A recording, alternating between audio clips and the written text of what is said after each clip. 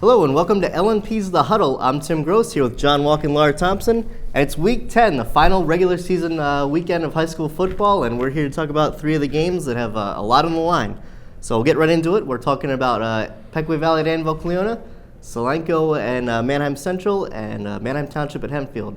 We'll start with Section 3, Pequea Danville. Who do you guys like in that one? Yeah, Pequea Valley coming in at 5-4, Danville, Cleona 6-3, so they're both obviously trying to improve their district seeding heading into Week 10. For me, I look at it, Pequea Valley loves to pass, Danville, Cleona loves to run, so it's a matter of which method will win out.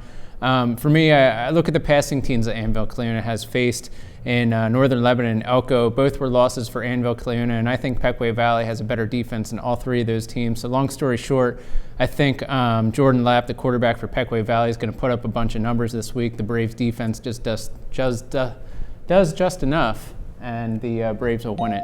How about you, Laura? Well, as we were talking about before we started shooting today, I have been waffling on this one a lot. And as a matter of fact, our larger panel of 9 is split 5-4 on this one. Like you said, you bring up a lot of good points about Pequea's defense being one of the stars of the section versus Danville's offense, which is also one of the stars of the section. So what does this come down to? The underdog lover in me is really, really rooting for the Braves to win this one because it would be their first winning season ever that this would clinch.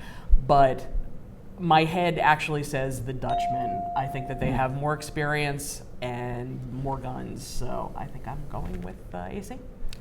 I think I'm the tiebreaker here. I'm going to pick Pequea Valley. We've talked about how they're kind of a playoff. They could be a playoff team this season, and this is effectively a playoff game for them, trying to nudge their way into the district tournament. So I think they'll step up, and their defense has been good all year, and I think it'll give them another big game on Friday. All right, next we have another rivalry game, Manheim Township at Hempfield, two Section 1 teams, playing for district seeding as well. And who has the advantage in that one, John? Yeah, when you talk about waffling, this is the waffle game for me. Township comes in 7-2, Hempfield 8-1. Both teams are 5-1 in the section. Township obviously loves to pass the ball. Eric Benjamin, 1,800 passing yards, 24 touchdowns, leads Section 1, while Hempfield, Sam Kramer and Will Blair, two of the top 3 running backs in terms of rushing yards in Section 1 as a whole. So obviously Hempfield loves to run it, Township loves to pass it. I went back and looked at numbers as far as facing running teams, passing teams. Both have an equal argument there. So really, for the first time all year, I'm just going to go with my gut on this one. I really like Hempfield. I'm taking the Black Knights.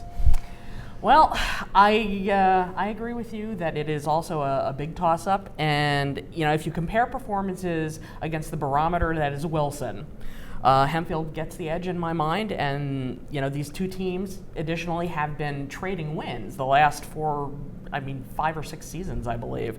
And it's Hempfield's turn, so I'm sticking with the Black Knights today.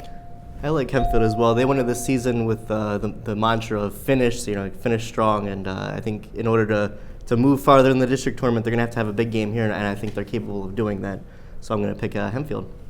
And finally, for all the marbles in Section 2, we've got Manheim Central going down to Quarryville against a rejuvenated Solanco team the last couple of years.